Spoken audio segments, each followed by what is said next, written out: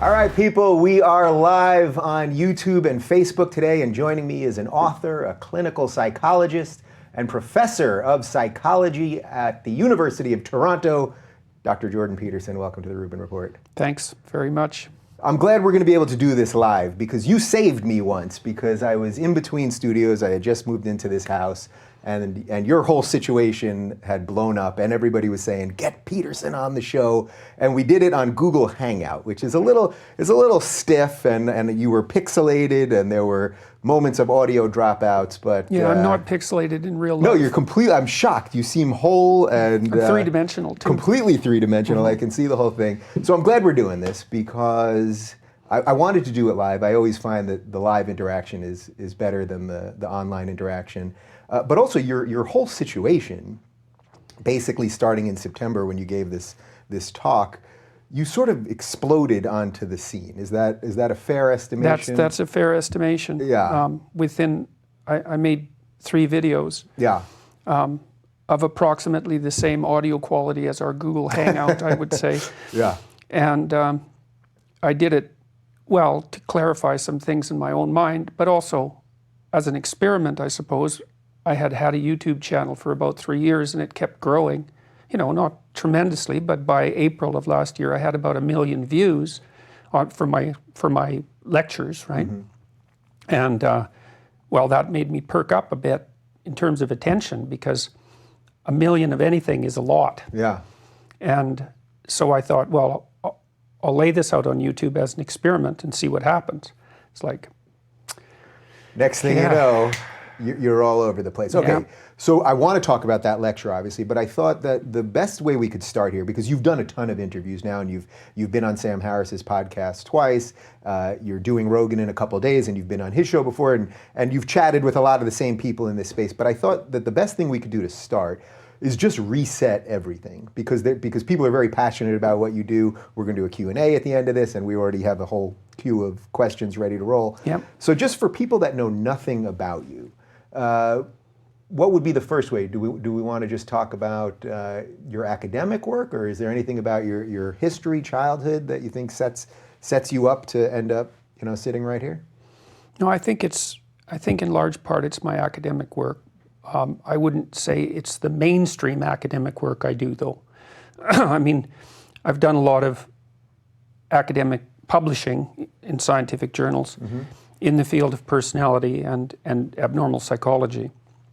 That's pretty normal science, to borrow a phrase from Thomas Kuhn. It's incremental and progressive. I've worked with my students on delineating the structure of personality at a more fine-grained level. But I wrote a book and published it in 1999 that I worked on for about 15 years, for about 2 hours or 3 hours a day. And I was attempting to understand the underlying structure of belief systems and to determine what psychological role they played, because I was interested in the degree to which people adhere to their belief systems. And there has to be a psychological reason for that. Mm-hmm. Lots of conflicts are over not so much economics, as the economists claim, and the Marxists, but over values. And values play a very important role in the psychological ecosystem, a determining role, which was something I was trying to discuss with Sam Harris. Mm-hmm. But it's a very difficult discussion. Yeah. But so in that book, I analyzed belief systems like Marxism and like Western capitalist democracy, associated, say, with Christianity, and then tried to go underneath that to look at what you might describe as the mythological substructure. For me, this is how we are in the world. We have an articulated viewpoint, and it's encapsulated in a dream, personally and culturally. So basically, we're at this level. So right now, everything we're discussing is sort of at this level. Yeah, but it's articulated. Sort of, the unspoken piece is all the rest of the pieces that sort of put that all together that we don't really talk about. Well, that we don't really understand. It's like, imagine, I think of it this way, is there's a domain that you could consider known, mm-hmm. explored, and that domain technically is where, when you do something, you get the outcome you want. That's really the technical definition of it. And that's a definition of a kind of knowledge. It's practical knowledge, right? I know what I'm doing if when I do it, what I predict, what I want to have happen, happens. Right. And then I can feel comfortable there because I've mastered the situation and I'm not in danger. So that's one domain of reality. And another domain is the unknown. And the unknown is, symbolically, it's often nature as opposed to culture, say, but it's more complex than that, because the unknown can manifest itself at any moment when you act in a certain way and you desire an outcome and that outcome doesn't happen. Then the unknown manifests itself. And the unknown is, you could call it transcendent in some sense, because it's beyond what we know, obviously, and it's also unbelievably complicated. And we have one part of our nervous system, so to speak, that deals with the realm of the known, and the other part of our nervous system, mostly that deals with negative emotion, deals with the unknown, and it's negative emotion and fantasy. So you might say, well, there's the known world, then there's the unknown world, but there's a bridge between the two, and that bridge is the dream or mythology. It's something like that, is metaphor. That's another way of thinking about it. And it's sort of half known and half unknown. It's this amorphous bridging point. And our knowledge structures, our articulated knowledge structures, are embedded in that dream. So here's an example. Yeah. Western democracies are predicated on the idea that individuals have an intrinsic value, essentially intrinsic value before God, because it's an equal value. Everyone's equal before the law. Even though we're very unequal as beings, we have this mythological idea, essentially. It's not rational precisely, it's more like an axiomatic assumption. It's something like that there's something intrinsically valuable about each person. And it isn't something you can prove. It's something you have to assume and then go from there. Now, the reason we assume that is very complicated. I think it's not arbitrary. See, one of the things I was trying to figure out in this book called Maps of Meaning was there was this huge fight going on between the Marxists, the communists, and the Western world. And one way of thinking about that is that it's a clash of opinions. It's just a matter of opinion. So I was trying to find out if there was something at the base of Western culture that might be considered more than mere opinion, more than mere rational opinion, grounded, say, well, what I think is grounded in this dreamlike process, but then grounded in biology, grounded in the body, grounded in evolutionary psychology, grounded in our entire biological past. And so I've been trying to make a case for the evolutionary psychology of religious propositions. That's one way of thinking about it. So this bridge that you're talking about between these two worlds, how much of that bridge is really just the biggest existential questions that there are? Well, it is that, because one of the things I've noticed as a clinical psychologist too, when you deal with really serious issues, say issues of good and evil, and you might think, well, do you deal with issues of good and evil as a clinical psychologist? And the answer to that is, in serious cases, almost inevitably. So with post-traumatic stress disorder, for example, if it's a soldier who's experienced it, or for that matter, a civilian, it's not often so much because of what happened to them, although that can happen. It's because of what they did. They see them doing something, say on the battlefield or in normal life, that they cannot believe they did. It's so far outside of their self-concept. It opens them up to a different dimension of reality, and I would say that dimension is the dimension of evil. Yeah. Meaning that they killed someone, or that they made a mistake, or so that they're basically sort of turning it on themselves, and that's maybe they killed someone in a particularly brutal manner and enjoyed it, for example, or maybe they went into My Lai, you remember in Vietnam where they shot up the entire village. I mean, you don't know what you'd be like on a battlefield, but you wouldn't be like you are sitting here, right? You'd be a different thing. You'd be a different creature. Yeah. And I mean, one example is that, men often rape in battle. But sex is very seldom a public display, although it can be in battle. Well, to my way of thinking, that means there's a whole different neural circuit involved under those conditions. It's much more brutal. And you have a self-concept. Imagine that you're like a mid-American guy, a young kid basically. You get shipped off somewhere and do something absolutely barbaric. How do you fit that into your conception of the world? One of the things you do with people who have post-traumatic stress disorder is guide them to find a philosophy of good and evil, because otherwise they can't orient themselves again in the world. Yeah. So they have to become more sophisticated, and really they have to become more metaphysically sophisticated. And it's very common, in my experience, for an encounter with malevolence. And so I would describe malevolence as the desire to hurt for the sake of the hurt, right? As an art, really. And it's often an encounter with malevolence that breaks people. I had a client at one point, I'll say she was in college. She was bullied very badly by two kids that were out to get her. And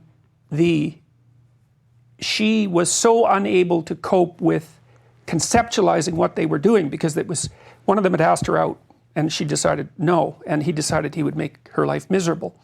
And she was a naive girl, which matters, right? Because you're more likely to get post-traumatic stress disorder if you're naive. And the malevolence that the two displayed tossed her into a psychotic break. And that's not so uncommon. So when you talk about serious things in psychotherapy, you end up speaking what's essentially a religious language. It's a language of the war between good and evil. It's a huge part of it.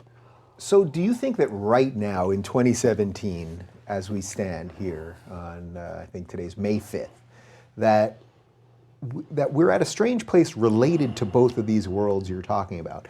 Because I sense that what's happening here is that we don't trust the news sources anymore in the way that we used to. We don't trust the politicians in the way we used to.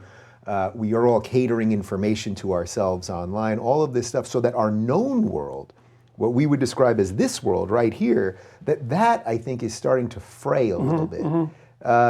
Do you agree with that premise? Yes. And what do you think that means for our ability to cope with the other world? Well, part of what makes people peaceful, because we like to think we're peaceful, but we're not. We're neither peaceful nor anxiety-free. In fact, I would say that the normative human being is just as much terrified and murderous as calm and collected. Everything has to be right for you to be calm and collected. Now, the reason you and I can sit here and talk is because we share a very large number of assumptions. And so I don't really see you.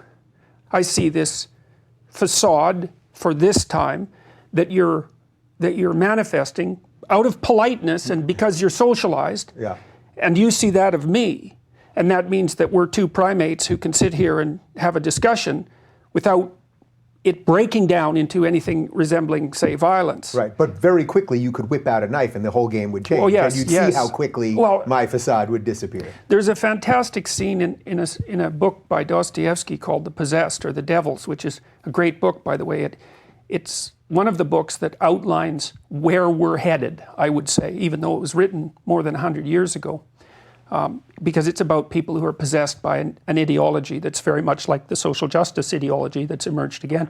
There's one scene in there, I think the character's name is Stavrogan, but he's breaking down because these belief systems are starting to shift around, and he isn't sure how to conceptualize himself. And at one point, I may have the character's name wrong, he goes into this club, it's like an elite aristocratic club, and there's an old general sitting in there, and he grabs him by the nose and pulls him out onto the street, which, in one sense, it's not a particularly brutal thing to do, but it's such a violation, it was such a violation of the social norm that it just caused absolute outrage. And that's a good example. It's like I wouldn't have to be particularly different. I wouldn't have to pull out a knife in order to destabilize the conversation. Right. There's lots of subtly strange things that you could do or that I could do that would put a real undercurrent into the conversation. You can experience that sometimes if you ever happen to talk to someone who's psychopathic and you get a sense of that's actually what they're like. There's videos online of Paul Bernardo, and I would recommend that people take a look at those because they'll give you some sense of what can be bubbling underneath the surface. Yeah. So part of the reason that belief systems regulate people's emotions, aggression and fear, let's say, and disgust, many emotions, is because we act them out in the world. And as long as we're both acting out the same set of assumptions, then we can get what we want from each other because we can predict each other's behavior, and we can cooperate easily. We can even compete because we know the rules of competition. But if that shared structure starts to fall apart, then I don't know what you're going to be like. So that I think gets to what my question is, that I sense that that's starting to fall apart. I think the basic societal norms, the way we react to each other, it has a lot to do with social media and how we, the outrage machine and how we destroy each other and judge each other. And I see some of this now leaking out into Antifa violence, and that, that the trust in our institutions is so low that I think all of the things that we've been basing our democracy on for the last, certainly for at least the last 50 years, they seem to be frayed right now. And I'm wondering, as you're saying this, it almost seems to me you'd only have to give it a light tap to really unfurl so much. Well, I think, a nice economic collapse like 2008 would do it. And I think that's the sort of thing that happened in Nazi Germany in the 20s and the 30s. It wasn't just brutalized men back from World War I, and it wasn't just the conflict between communism and fascism. I mean, communism was a real threat, right, because the Russian Revolution had just occurred. It was also an absolute economic collapse. I mean, we can't even really imagine that, and it would be, in some sense, far worse today because the machine is more complex and people are farther away from primary sources of food, for example. So, yeah, we could get unlucky, and in the present state of chaos, dawning chaos, then things could fall apart badly. I'm curious, when you first were writing the book, and as you said, it was over the course of many years and Yes. many hours a day, did you sort of see this leading to kind of where we are right now? Like right now that you're kind of in this in a very intimate way, your whole life has sort of led to this, and we're going to get to these crazy people that are protesting you and all that sort of stuff. But did you sense that if this thing didn't get corrected, that we would end up Well, at right that here? point, it's a complicated question. I didn't really foresee the degree to which ideas like equity, for example, equality of outcome, would come roaring back. That's really quite shocking to me. Yeah. I still don't know what to make of that. And it's happening so rapidly that I can hardly believe it, and with so little opposition. I did think, though, and that was from reading Nietzsche and Dostoevsky and Solzhenitsyn, I suppose, to some degree, that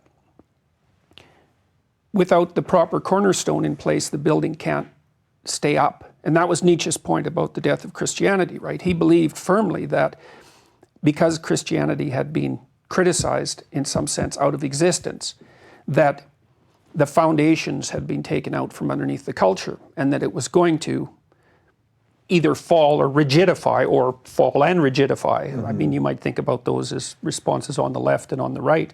And that struck me as very credible, because one of the things Nietzsche said was that what you don't understand about Western civilization is that it's a coherent metaphysics. It's predicated on the idea of the existence of God, and then of also the incarnation, let's say. And those are the dreamlike foundations of the entire building. And if you remove those, then it becomes a matter of opinion. And in some sense, that's what the postmodernists are claiming, that it's just a matter of opinion. Or they say it's a matter of power, right? Because that's a huge claim on their part. So I've had this discussion, this very point, with a couple people, some who are believers like Dennis Prager and some who are not believers like Sam Harris.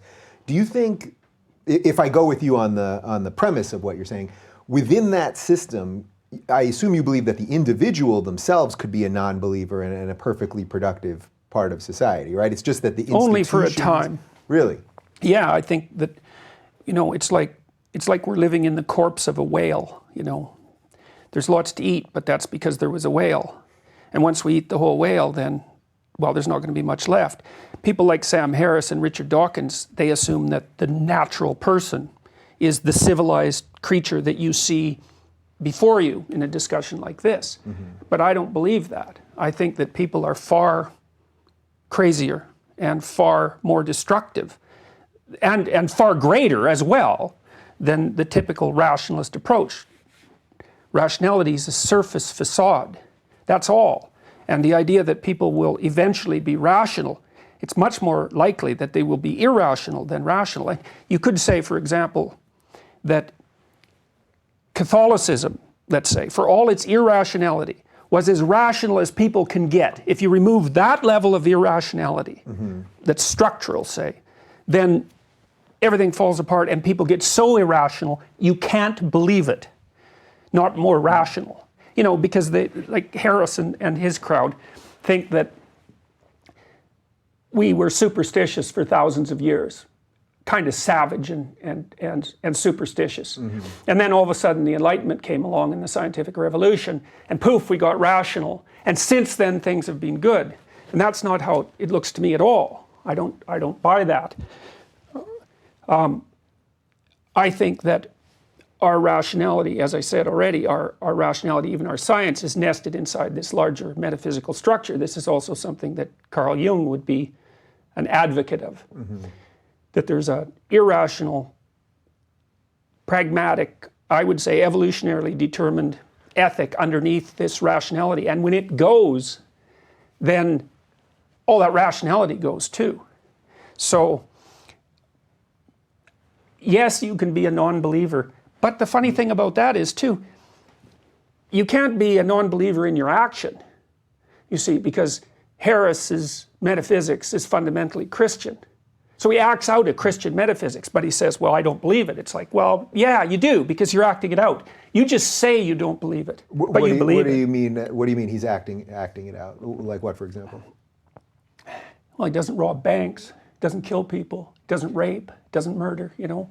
I mean, look, in Crime and Punishment, for example. So you think when you don't do those things, basically the underpinning of it, even though I think, I can't speak for Sam, and you guys have had, by the way, regardless of where we get with this, you guys have had, I think, two great conversations, one where you didn't quite get there, but one where you've come together, and I suspect you both really relish in that, right? I mean, at the end of the day, this is someone that you respect, whether you disagree with or not. Look, I mean... Yeah, I just think that's important to preface, because everyone is so at each other's throats all the time, that when I saw two people that I respect just disagreeing on things, but really trying to get there, I thought, this is good. And look, yet there's a certain amount of people that that want you guys to tear each other apart. Well, there's a good case to be made for atheism. I mean, let's make no bones about it. I actually think it's an easier case to make than the alternative.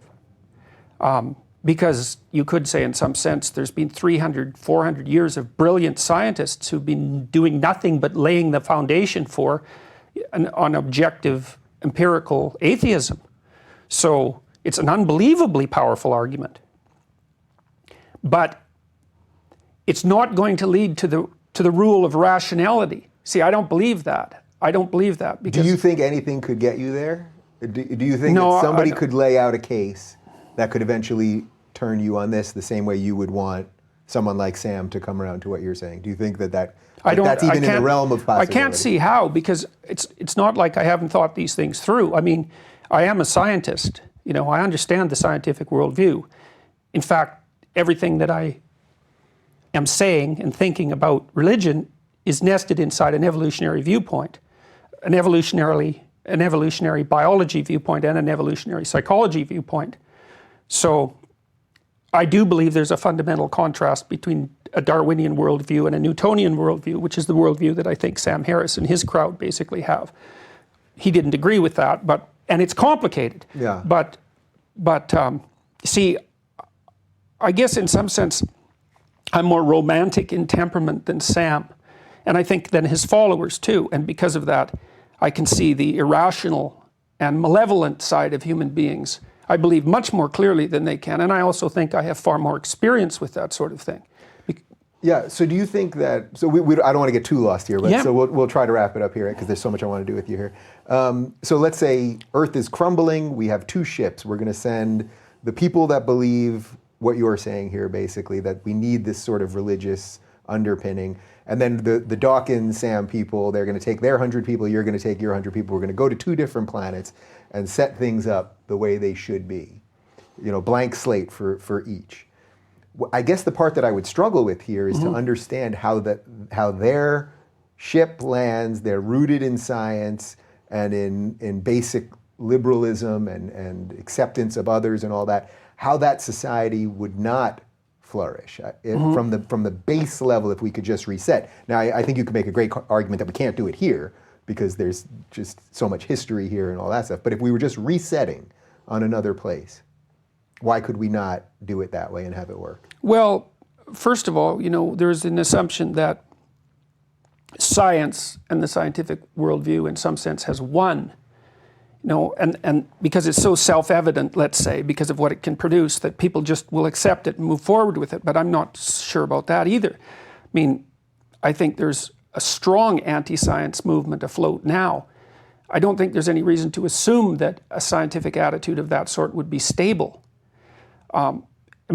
It's only 300 years old, 400. I mean, people don't like it when I say that because, okay, fine, you can chase it back to some degree to the ancient Greeks, barely. Right. But really, it was Newton and Bacon and Descartes, and that's not very long ago. And we take it for granted, but there's anti-science movements popping up. Well, look, the whole debate over biology to some degree is profoundly an anti-science movement, and not unconsciously so, consciously so. Yeah, right? very consciously. Yes, very so, consciously so. Yeah. So I don't think that there's any reason to assume something like that would be stable. There's no evidence that it's stable, let's say, whereas there is evidence for the stability of cultures that were non-scientific for thousands of years, millions of years for that matter, at least hundreds of thousands of years. Yeah.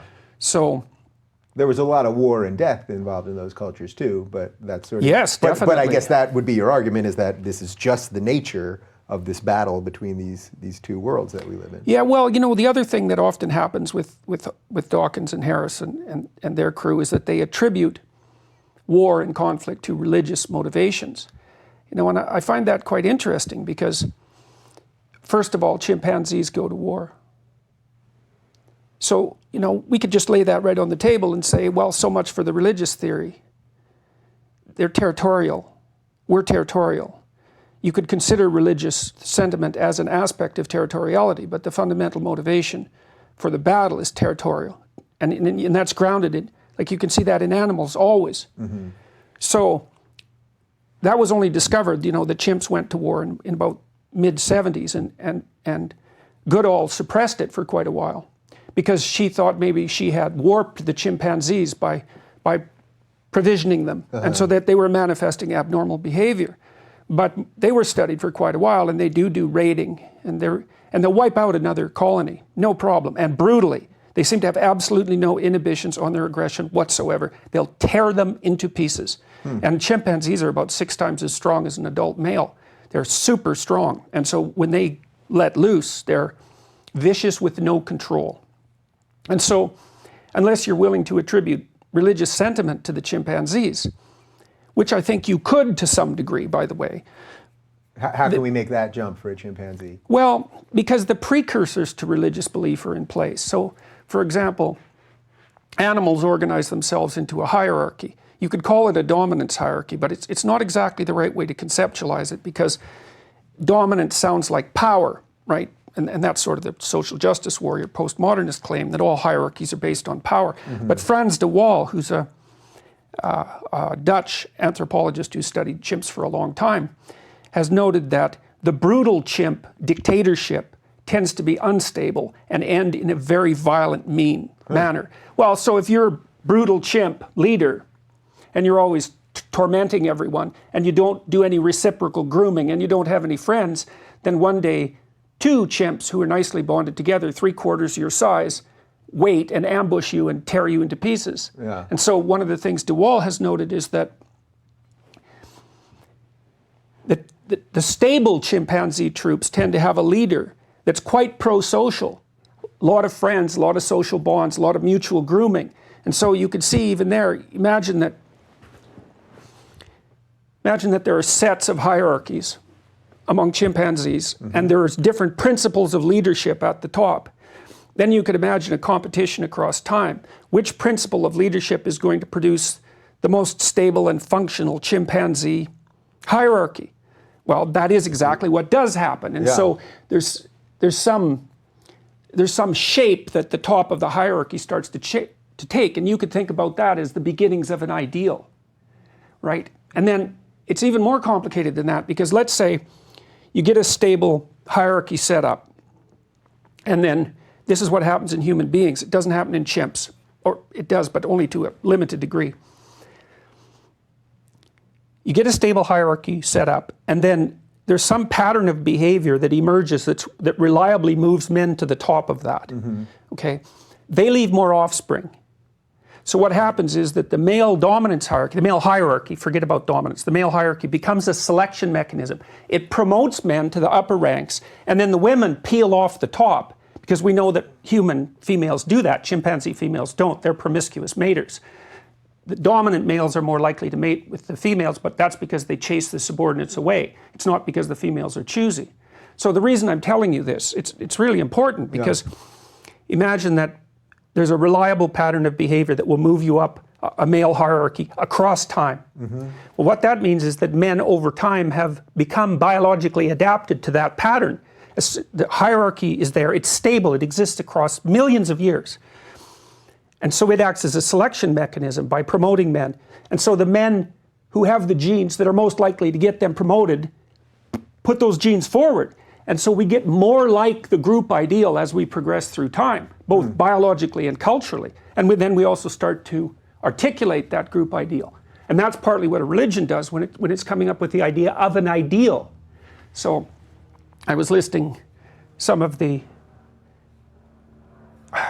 I've been wrestling with this idea because I'm going to give some biblical lectures starting on May 16th. And so I've been starting to think about conceptualizations of God, for example. And one of the things that's very interesting about the Old Testament is that there's a distinction made between countries that rule by the ruler, who's God, and countries that are ruled by God, who's not the ruler. Okay, so strip it for a minute of its religious language and imagine this instead. Imagine that what we consider God is the abstraction of the ideal by which people have to orient themselves to produce a functional society. It's an abstraction, right? So it's just sort of the basic underlying truth of how we are able to function as a group of people. Yes, properly. And you can't identify it with any one person, because when you identify it with the person, then the system gets corrupted, because the person gets inflated, let's say. This would be like the Pharaoh, basically. Yes, precisely like that. That's exactly that's the canonical story in the Old Testament. Is the Pharaoh is the earthly ruler who demands everything that you should provide to God. Well, what's God? Well, we can speak about it from an evolutionary psychology perspective. God is the idea of the abstract ideal, and you separate it out from the actual ruler, just like in our society. The idea of sovereignty is abstracted from the president, right? The president comes and goes. The sovereignty of the president remains. The sovereignty of the president is a very abstract idea because it's disembodied, right? It's disembodied. Now, we were chimps, for God's sake. How long do you think it took us to figure out how to disembody the idea of sovereignty from the individual? Man, it was like, well, it was maybe up until maybe it took us till 150,000 years ago to start formulating that, in some articulated way, in some abstract way. I think we could recognize it before then, and the way you recognize it is through admiration. Right? If you meet someone that you admire, there's someone you want to imitate, and what it is, imagine this pattern that will move you up the hierarchy. And then you see people who manifest different elements of it. And you see someone who manifests an element that you don't have, and something in you responds to that with admiration. It's unconscious, right? Because it pulls you towards them. It's not voluntary. You see that really with kids a lot when they hero worship someone and start to imitate them. Right.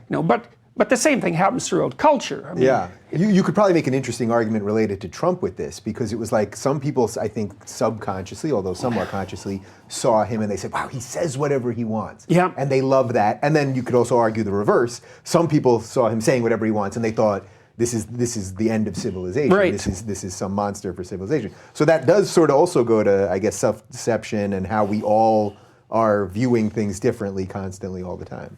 Well, there's a bunch of ways that you can bias your information intake, let's say. Now, what should happen is, roughly speaking, I guess, is that you have a field of information, let's say it's behavioral information, so it's information that would be relevant to how you conduct yourself, which isn't the same as factual information, which is another mistake that I think Harris makes. What you want is an unbiased sample of that. You can't understand all of it because it's too complex. Wait, let's just back up for a second, just to be clear. So I think everyone would understand what factual information is. What's the other part then? Give me an example of the other part. The other part is what makes you admire someone. So it's just the innate feeling, sort of. Well, it's what you get when you go to a movie, say that's an animated movie. We talked about that a little bit with Pinocchio, for example, is that what's being presented there are descriptions of patterns of behavior. They're not, they're fact-like, but the reason that they're different than facts is because you can immediately act them out. You can't act out a fact. It's like, so imagine that you're standing in front of a field. If you adopted Harris's point of view, as far as I can tell, the field would tell you how to walk through it. But it doesn't. It offers you an infinite number of ways to walk through it. And then how you walk through it depends on your value system. It depends on what you want. That's the thing. That's where values enter in. You're going to walk through the field towards your goal. And your goal is something you value. And that's built right into our perception. You can't even look at the world without a goal, because there's too much of the world, and if you don't have a goal, then you don't know what to look at. It'll just be chaotic or meaningless, either one of those two, overwhelming or meaningless. And so the value system is built into the perceptions. Now, that brings us back to the bias issue, is that when you look at a field of behavioral information, let's say, or even factual information for that matter, your temperament is going to screen a lot of it out for you. And that's good, because otherwise you'd be overwhelmed. But let's say you're a person who's not creative, and that generally tends to make people more conservative. Anything that has to do with aesthetics, generally speaking, isn't going to glimmer for you, right? It's not going to attract your interest. Now, if you're an extrovert, then social things will attract your interest. And if you're an agreeable person, then things about relationships will attract your interest. If you're disagreeable, it's more likely to be about machines and things. So, but that's all happening before you think. Now, there's feedback loops, of course, but it happens before you think. You're carving out a niche in the world, and there's lots of different ways you can be in the world. So that's one form of bias. And you see this in the realm of politics, because we know, for example, that you can predict people's political beliefs if you know their temperament, and quite well. So if people are high in trait openness, which is creativity and interest in abstract ideas, roughly speaking, and low in conscientiousness, especially orderliness, you're going to be a liberal. You're going to lean to the left. You're going to be a liberal, but the politically correct types are different. Right. And if you're low in openness and high in conscientiousness, especially orderliness, you're going to be a conservative. And the relationship is actually quite tight. If you just look at how people vote, the relationship isn't that powerful. But if you do a detailed analysis of their beliefs, say conservative versus liberal, the amount of political belief that temperament accounts for goes way up. Do you think people can change those factors about them? So if you're any of those personality types that you laid out and you really saw it, you know, someone's listening to you right this second at home and goes, yeah, I'm really, I'm one of these, this fits me, but I really do want to change my thinking. I want to be a little more open or a little more, you know, accessible to the human interaction, or care more about art, or just any of these. We can take it to as little degree as you want. Do you think people can really fundamentally alter that in adulthood? You can practice. So the thing is, your personality isn't just this abstract thing you carry around with you that's like part of an ethereal spirit, you know, that you can just flip like that. Right. It's built into your body. So for example, if you're an orderly person, and say that's been there since you were a tiny person, you've built micro habits of orderliness into your world and into your body, because as you practice something, you build neural circuits that underpin that ability. And so by the time you're 30 and you're an orderly person, you've got 30 years of being an orderly person. It's like, now you might want to get the orderly person to relax a little bit, right? Because they're orderly. They want everything where it should be. They don't want the concepts touching. They want them separate. Or you take a disorderly person, you want them to be orderly. Well, you have to train them in some sense like you'd train a 2-year-old. You know, it's like, well, you have to clean up your room. Well, I don't know how to do that. Well, then you decompose it even further. Maybe I'm speaking as a behavior therapist. You're a mess. Let's start by ordering your world a little bit. Try making your bed every day for a week. That's it. That's what you have to do this week. And you think, well, anybody could do that. It's like, no, they can't. Mm-hmm. I had a client at one point. He was very disorderly. He had a dream. He just had a child. And he dreamt that a lightning bolt came into the room and was bouncing around the room. And we talked over that a bit. And it turned out that he was afraid of the potential of the child. He was afraid he would be a bad, and that's what the ball of lightning essentially represented. Mm-hmm. This immense potential that the child represented. It was an archetypal dream. And he was afraid that he wouldn't be a good father. And he had reason to be afraid that he wouldn't be a good father. He's a very disorderly person and also working against himself.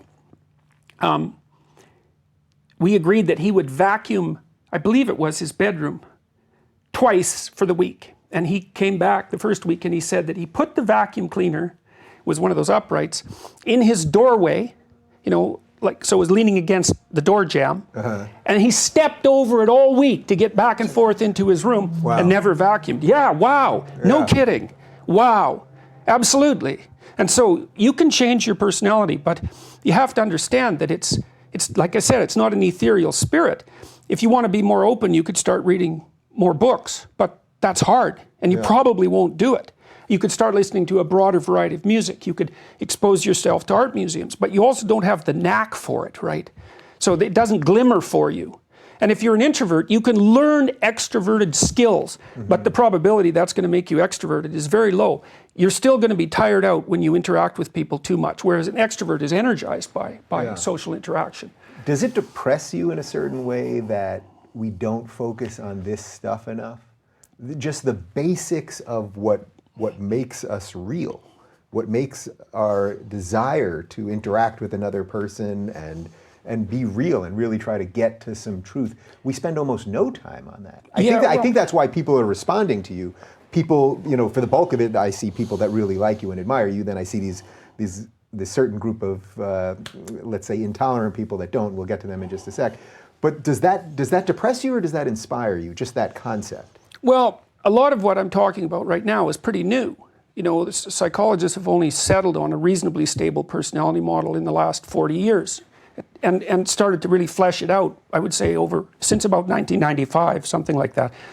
So it's pretty new. And the work relating personality to political belief is even newer than that. And we haven't begun to grapple with its full implications, I wouldn't say, because we tend to think, and this would be part of the Enlightenment rationality, is that you look dispassionately at the set of facts. You abstract out a rational conclusion from that and you believe it. And the thing is, that isn't how it works. Now, it's kind of how it works, but we'll get to that. What happens instead is you look at a field of facts that's so broad you can't see the edges. Yeah. And then you filter that a priori with your temperament. So some things, it's like, imagine there's a bright light and then there's a black curtain in front of it and there's holes in the curtain and light shines through. Well, depending on who you are, those holes are going to be in a different place. So the thing is that the facts that present themselves to you will look different than the facts that present themselves to someone else. Now, you can overcome that to some degree. That's why free speech is so important as far as I'm concerned, because you're going to look at the world your way, honestly, and it can be different than mine, even if I look at it honestly.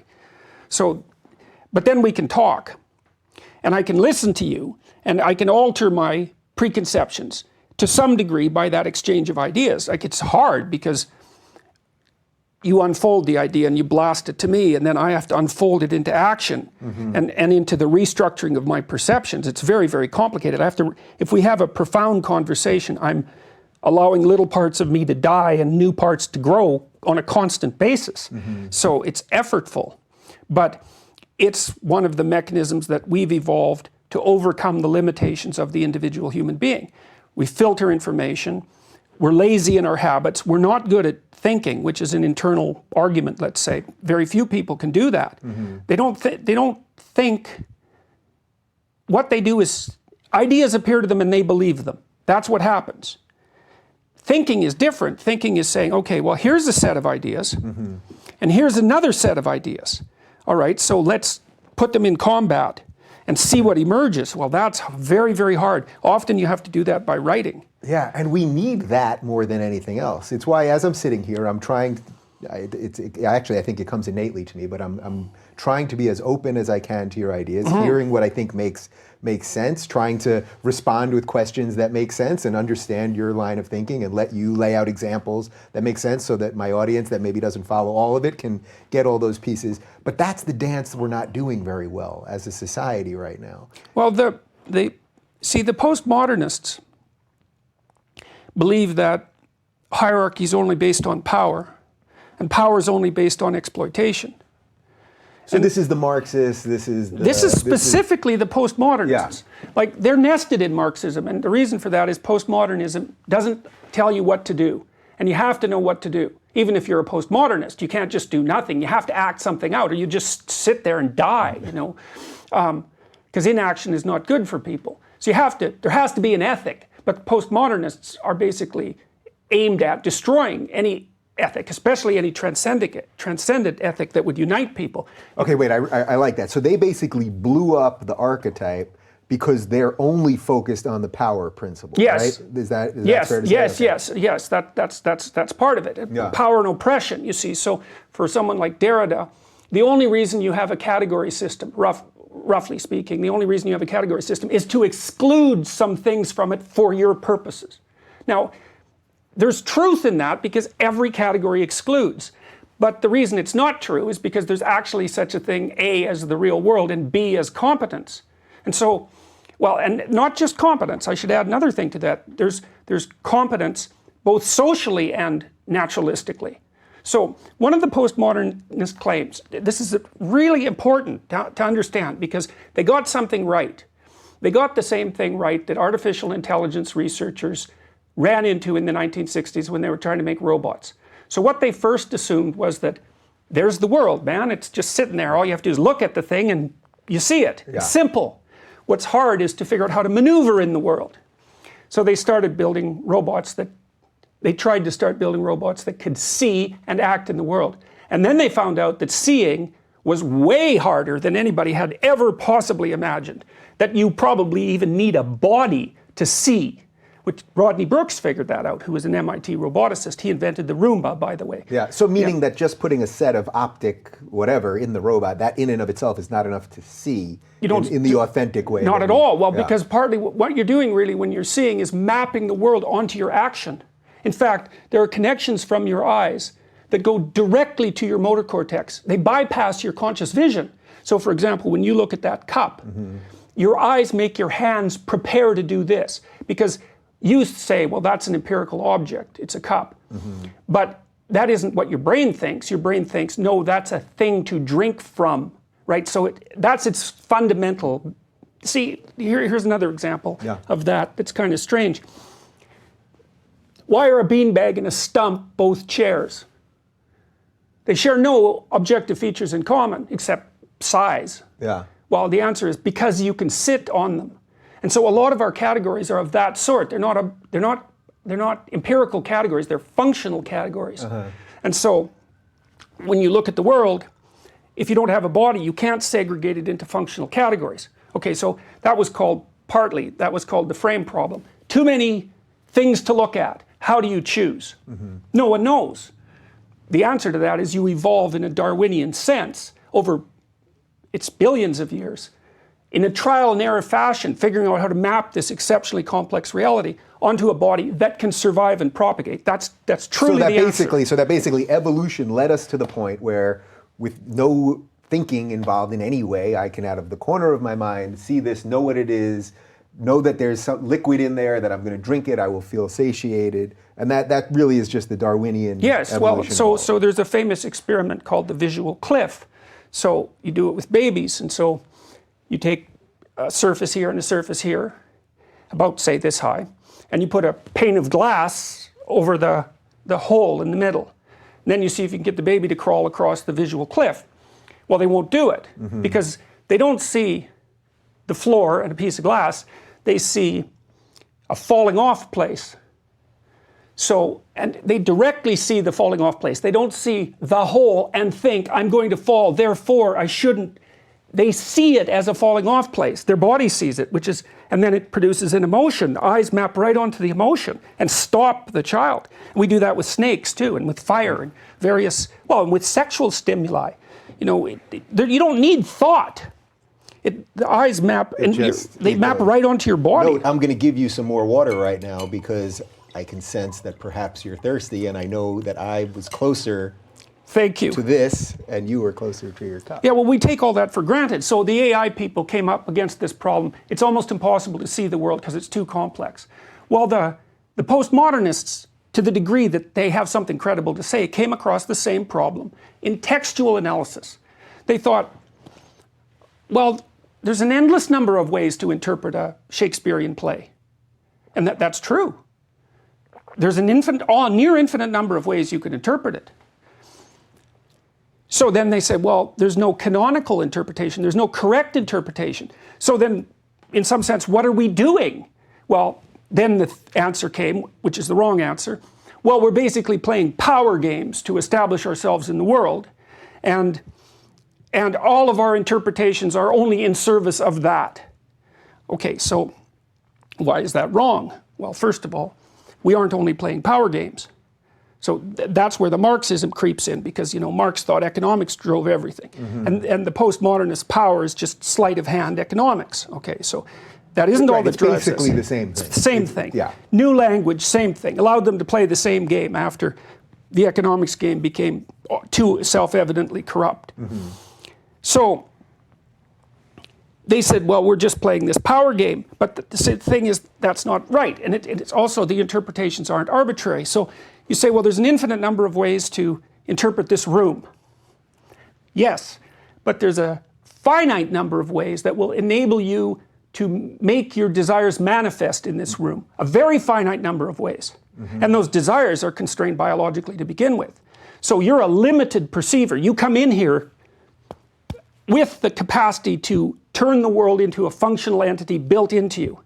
So, and then there's another, so that's a big constraint, man. So if you're analyzing Macbeth, you might say, well, what could you say about Macbeth? You could never stop talking about Macbeth. What do you want to do as a reader? You want to extract out something from it that enables you to behave in a way that gives you a better grip on the world. So you're more skillful in dealing with the world. But more than that, you have to be more skillful in a way that other people also allow, or even better, support and admire. So you're constrained by the world. Like, if I want that water, I have to go like this. Right. So I can't wish it here. I can't use the other side of my hand. This is it. This is the interpretation that will bring me water. Right. Now, I can't grab your water and swill it down either, because, I mean, I could, but that would be rude. Right. Right. So, and you know, norms around food sharing, for example, are very precise. Right. We could also dive into an interesting discussion about free will here, but we'll put that aside. Yeah. Yeah. Well, we can talk about that too. So I have to come up with an interpretation of the world that functions for me. It has to function for me in a way that doesn't interfere with my function tomorrow or next week or next year. So that's a tough one, man. Yeah. And then it has to function so that other people will cooperate and compete with me in a peaceful way around those interpretations, or otherwise it's not going to be good for me. So there is a very large number of potential interpretations, but what the postmodernists won't grapple with is that doesn't mean the sphere of coherent interpretations is infinite. It isn't. It's because we're embodied, because we're social, because there's a world around us. Those limit what we can do. So really, in a certain way, they're trying to destroy the very structure that has enabled us to function in society, right? I mean, would that be the end argument here? That what they're doing is, I mean, they're taking a hatchet basically to the root of the tree that humanity has built, because they're trying to basically destroy the underpinnings of all of it. Well, they're actually doing that consciously, to some degree. Like, it's there in Derrida. Now, you might say, well, if you took 15 social justice warriors, could you really say that any of them are consciously trying to undermine Western civilization? And I would say, no. 90% of the time, they're regular people. I completely agree that they have good intentions. I think most. Do you grant them that the average person that's in this has good intentions? No, but I don't grant that. Leaders, I don't grant that to anyone. all right. Right. So it's not that I would single them out necessarily. Okay. It's very hard to have good intentions. People say they have good intentions, but the world is a harsh place. It is a very harsh place. And it's very difficult for people not to be resentful and bitter, and often for good reason, like seriously good reason. You know, they had a catastrophic childhood. You know, they've got 2 or 3 ill relatives. Their employment situation is dismal. Yeah. They have a drug and alcohol problem. It's like things are rough.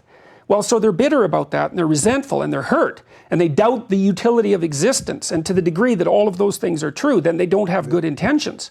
Because you can't under those circumstances. You're driven by rage and often the desire for vengeance. Yeah, and I actually like the way you split that, because I usually say that most of them have good intentions, but that does add a little subtext to it that is an important piece of. Yeah, well, there's good intentions are there. Yeah, people spread out across the whole spectrum. You know, I mean, and it's certainly the case that normal people in their burdened lives do heroic things regularly. They go to work in the morning, you know, and they do their difficult or dull job, and they do it credibly, and they do it mostly honestly. And so hooray, you know, so I'm not doubting the good side of people, but I'm always aware of the other side.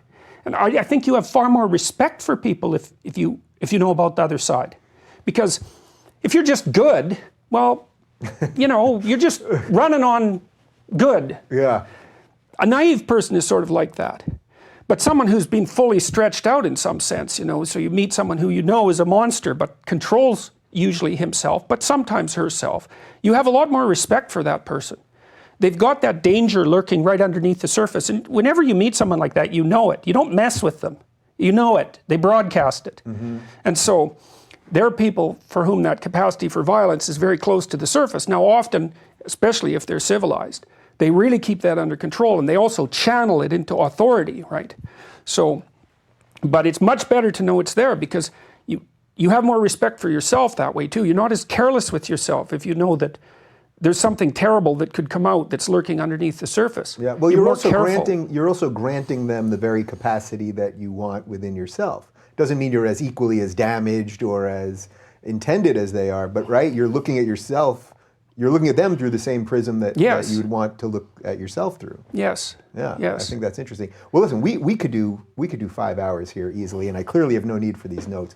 But because I know that everyone wants to ask you questions, I just want to do 10 minutes on one thing, and then we're going to jump to the audience here. So I just want to talk about the free speech thing in a sort of broader sense, because I'm sort of in on it now. You know. Several of the other, you know, Sam Harris is obviously in on it, and Joe Rogan, who you're going to talk to in a couple of days. And so many of us are in on this thing. But you got thrust into it in September in a sort of very high profile way. Now there's all these videos that people can see of you going to schools and being shouted down. And as you said really eloquently 10 minutes or so ago, that it really all comes down to this ability to exchange information and exchange ideas. And I could not believe anything on this earth more than that is that's the only way out of any of this stuff. How does this all feel for you right now? How do you feel about being so intimately, your life is involved in this, it's so obvious the way the passion comes through and the emotion and all that this is just sort of what you've become. It's bigger than it's you. crazy. Yeah. I mean, I don't know what to make of it, and I don't know what to do about it. It's as simple as that. At the moment, because my life has shifted so dramatically for a variety of reasons,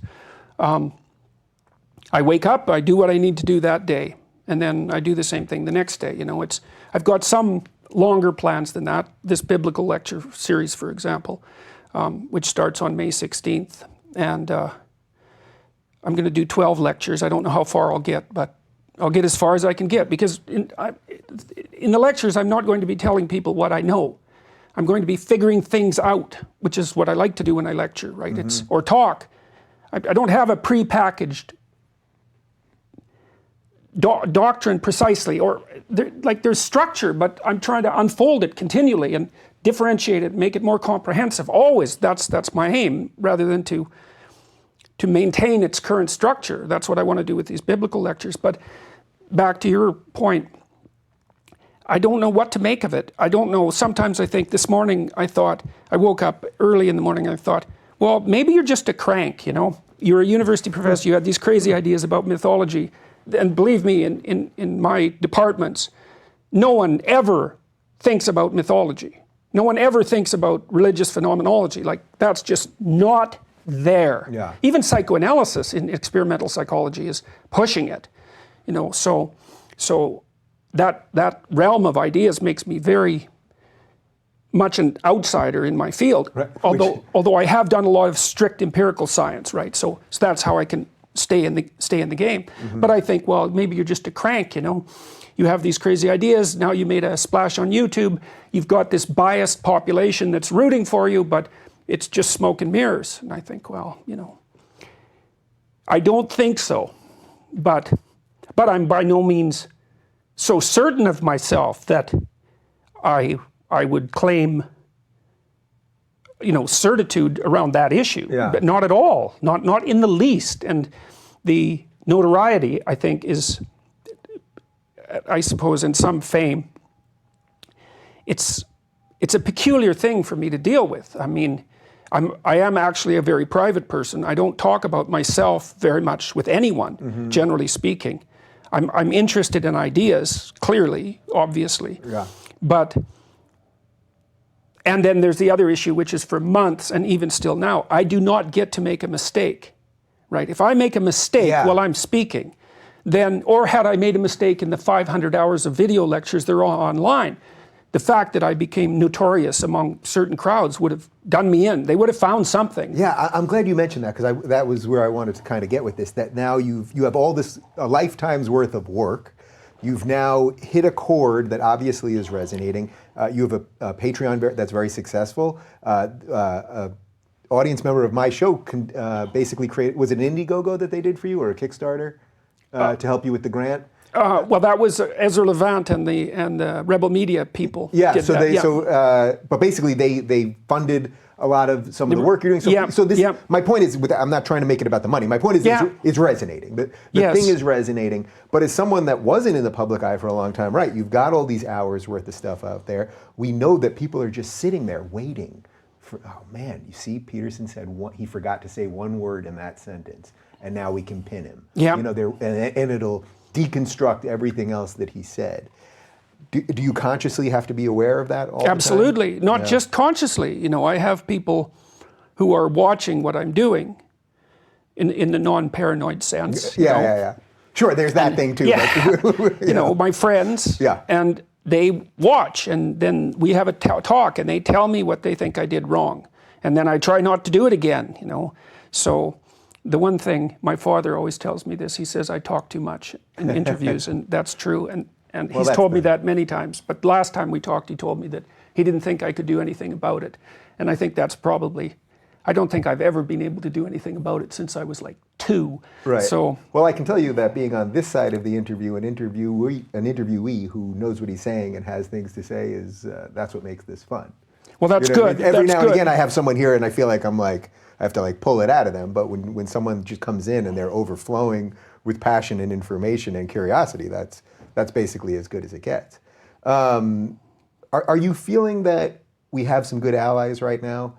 That maybe when this whole thing happened in September, and I'm sure there'll be questions related to it in a few minutes, that you were sort of like a bounty hunter in this? Well, that's kind of where I'm at with all this, that I felt very kind of alone in this, that there was just a few of us.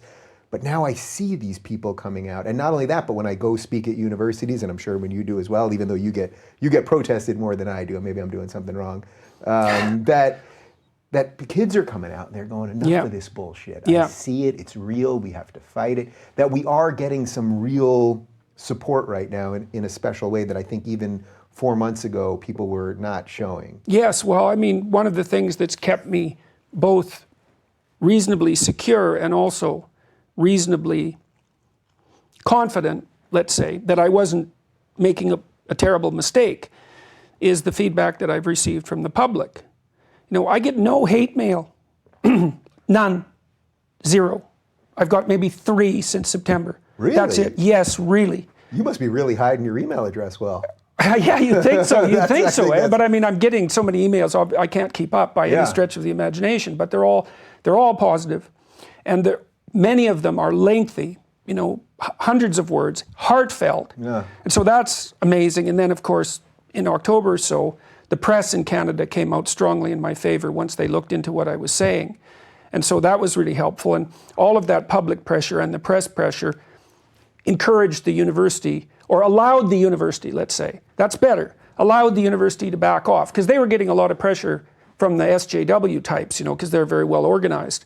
And so, you know, they had a petition against me and told me I was making the campus into an unsafe space and all of that. Right. For those that don't know, basically the premise of your talk was that you didn't want to use these gender pronouns that have become so insane and I think actually oppressive to how we function as humans. That's the crux of it, right? And Yes. next thing you knew, you said something that I think most people basically agree with. That's not really rooted in bigotry or any of that kind of stuff. But basically, right after that, suddenly you were the bad guy. Yes, after never having been the bad guy the day before. Exactly. Well, Yeah. I said that I believed that those words didn't perform the function that the activists claimed for them, and that they were the linguistic vanguard of the postmodern Marxists, who I detest. Mm-hmm. And I'm not using their language. And I detest them for multiple reasons. One is their failure to learn from history. The fact that true Marxist regimes, of course they would dispute that, but I think the evidence is clear. True Marxist regimes have been staggeringly murderous. And the postmodern ethos abandons all responsibility and is unidimensional. And I think it's based on both ignorance and resentment, with resentment probably coming first.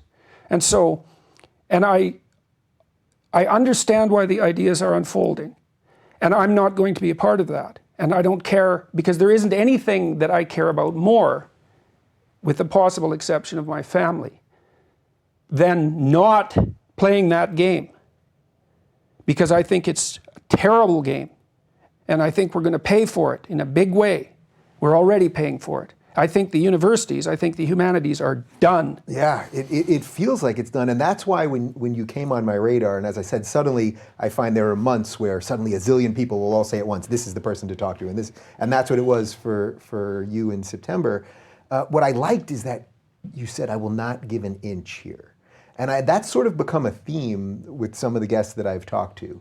About not giving this monster any more food. That the second you give it an inch, it's not done with the inch. Now it wants a foot, now it wants a meter, now it wants a mile. And I thought that sort of, and I guess maybe that's why they're so against you, because you won't even play in their game. Where so many of us, out of guilt or whatever else it is, wanting to be liked, who knows, we kind of play that game, but you refuse to. I think it's a really admirable place to be. Yeah, well, admirable or crazy, but it doesn't matter, I guess, to some degree, because what I've been thinking about led me to those conclusions, and I didn't come by that randomly by any stretch of the imagination. And so, yeah, because I've been wondering what happened, right? Because so what, some professor makes a video, you know, at midnight to clarify some things about an obscure Canadian piece of legislation. Who cares? Right. But I think, and so I've been thinking why it exploded. And I think that I took a general issue that's somewhat unspoken, somewhat spoken, but a lot unspoken. And I made it very concrete. And I think in order to make something real, that's what you do all the time. You take the abstract and you make it concrete, right? You make it real in your actions. Mm-hmm. And then that pushes it to the point, in some sense, of confrontation, of reality. It's like, you have your position, I have mine, I'm willing to play out my position to the end. That's a test of belief, I suppose, or at least of conviction. Then the question is, are your convictions founded on anything of value? And I think that part of the reason, too, that this hasn't just gone away is because people came to my YouTube channel because of the political material. But that isn't why they stayed. They stayed to watch the psychological material, which was an explanation of why, a very long explanation of why, of the thinking underneath my particular stance. Yeah. And that's very, see, you talked about going to these crowds and seeing the positive response you're getting from young people. See, what I see that's so cool and really unbelievable in some senses. First of all, my audiences are almost all men, 90% probably, in live. And that's interesting because the men are bailing out of the humanities like mad, right? So they're female dominated too, or increasingly female dominated to a great degree. All I talk to them about essentially is speaking the truth and adopting responsibility. Those are hard things to ask of people, right? That's not some picnic in the park, man. That's tough. And it's so interesting to see the young guys, and not so young too, their eyes light up. You know, it's so interesting. Well, it's always interesting to see people's eyes light up. It's a little flash of insight, you know. And it's helped me work out this proposition that the meaning in your life is proportional to the responsibility that you take. And that's interesting because that's way different than, well, here's some more rights, man. You know, that'll help you out. No, like, that's powerful stuff. That's take something in your life and believe in it and build around that. That's stake your life on it. Yeah, that's a beautiful thing. All right, we could do this for hours and hours. We're going to take a 2-minute break. I'll refill your water again, and then we're going to do a live Q&A. How does that sound? Sounds good. All right, guys, we'll be back in 2 minutes.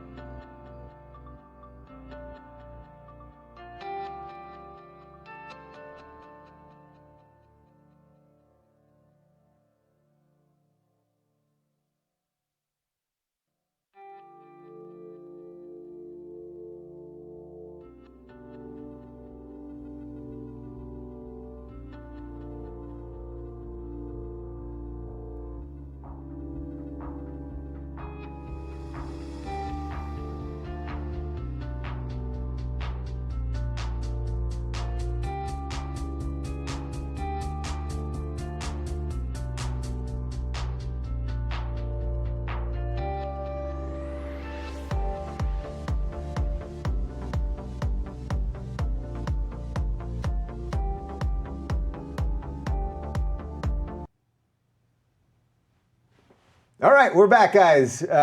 We are going to do a live Q&A with Dr. Jordan Peterson. We just did a little over an hour together. We could have tripled a Rogan show right there. We could have done 14 hours, but we did about an hour there. But I want to do about an hour of Q&A for you guys. Dr. Peterson has been kind enough to stick around. He's got about an hour, so let's just get right to it. And we've already got a zillion questions. So we're doing this on Super Chat on YouTube because that cleans up a little bit of the chat mess over there. And we're giving preferential treatment to anyone that is on Patreon, whatever level you are supporting us at. And we've already got a ton of great questions. Hi, Dave and Dr. Peterson. I just wanted to say thanks to both of you for keeping up the fight of freedom of speech and believing that we all have a right to speak. Also, happy Cinco de Mayo. That's not a question, but will you be having margaritas later? No. No margaritas? Do you not drink? No. You don't drink? Okay, well, I'll have... Not recently. I'll have two for you. All right. All right, that's okay, a good so idea. Here we go. Do you think that a more traditionalist approach to religion can be detrimental to the progression of science? So that's interesting because you're saying that religion is sort of a necessary underpinning of this, but can it also take away from just the pure scientific method? Well, it's not self-evident that the relationship between science and religion historically was as unidimensional as it's generally portrayed. I mean, science did emerge in the midst of a Christian society. And so the pressure from the religious side was not sufficient to stop it from occurring. I mean, it was Nietzsche's idea that without Christianity and its emphasis on truth at all costs, that science would have never come about. And so Nietzsche's notion, in some sense, was that Christianity had promoted the idea of truth as the embodiment of logos, as the embodiment of God in the world, so to speak. And then that sense of truthfulness got so hyper-developed that it then branched out into science, but also went under the metaphysical foundations of the church itself and started to take it apart. But so science has a tremendous emphasis on truth. There's a belief that truth is redeeming, even among scientists, because otherwise why do it? So that's the metaphysics of science. Why are we doing science? Well, this is why Jung related science to alchemy. The alchemists wanted to produce a substance that would transmute metal into gold, that would give everyone eternal life, and that would ensure health. Yeah. Well, that is what we're doing as scientists, right? There's a dream. You see how we're locked in a dream. The dream is that the truthful empirical analysis of the material world will further our movement to paradise. That's the dream. Otherwise, why do it? Yeah. Well, so then without that underlying dream, then why do it? Yeah, and this is basically the Pinocchio story that you laid out so well last time we spoke. All right, here's another one for Super Chat. What do you think of the joke of identifying as an attack helicopter, and why the left cannot see their own ridiculousness, even faced with such strong sarcasm? They claim to have sensitive feelings, but they seem to have lost the sense of shame. I think there's a lot there. Well, I think that is too blunt a piece of sarcasm, I think, because it indicates such a distance from the problem that it's easy just to write it off, especially after it's been seen repeated times. Right. Okay, so remove the attack helicopter, because it's a blunt trauma to I think it polarized. Like, I'm not complaining about it. I get the point. You know, it's satire, fine, good. Yeah. But as a gesture to initiate it's not going to get you. Realization, it's not going to work. It's not enough to work. Clearly, it's not enough to work. Yeah. So, but you know, more power to satire, as far as I'm concerned. Yeah. What do you think about that idea that the left has lost the idea of shame? I think it's more lost the idea of humor. Yeah.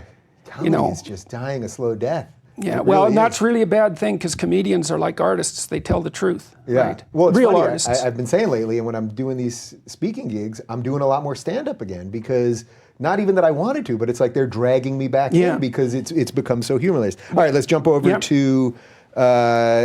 this is a great one on Patreon. As a teacher, am I complicit in regressive leftist dogma if I'm too scared to risk social suicide? This is a great question. Well, because it transcends everything, right? I get this from people someone will say I'm a janitor and I don't want to say what I think at work. You're like, it's not just teachers and professors and academics. It's everybody that is, their silence, I think they think is now becoming a problem, which I'm glad to hear. But what do you think about that? Well, Alexander Solzhenitsyn said something like, the worst thing that a human being can have happen to them, is to sacrifice their God-given soul for human dogma. Ooh, I like and that. so, I mean, and he had a right to say that, you know. And so I would say that's something to have a discussion with yourself about. You know, if you're going to come to hate going to work, you're going to come to hate your colleagues, you're going to turn your soul into more of a worm than it already is. Because by not allowing your impetus towards truth to manifest itself, then you train yourself to be hidden and deceitful. I mean, look, in the Soviet Union, people lied about everything all the time to everyone, including their family members. Mm-hmm. Right, so how does that start? People don't go from telling the truth to being dishonest in one leap. It's like it's sins of omission that begins it. And the sin of omission is, well, I really should say something, but I won't. It's fine. It's like you're that much weaker then, and they're that much stronger. And so what that means is the next time you're called forth to speak, you'll be 95% as likely to, and then it'll be 90% as likely to. And by the time you make 1,000 decisions like that, no matter what happens, you won't say anything. Yeah, and then you're done. Yeah, and I always say to these kids when they say, well, how can I get involved? I just created a YouTube channel. I'm some guy that created a YouTube channel. You're some guy that that had an academic background, but you put your beliefs into action, and we just need more people that'll stand up and say what they believe. This is a good one on Super Chat. What belief or thought is the most dangerous to Homo sapiens' survival as a species? Existence is corrupt and therefore should be eradicated. That's the doctrine of Goethe's Mephistopheles in Faust. So the devil looks at the world and says, like Ivan in The Brothers Karamazov, he says, there's too much suffering. It's a parody. It's a catastrophe. It's not worth it. We should just end it.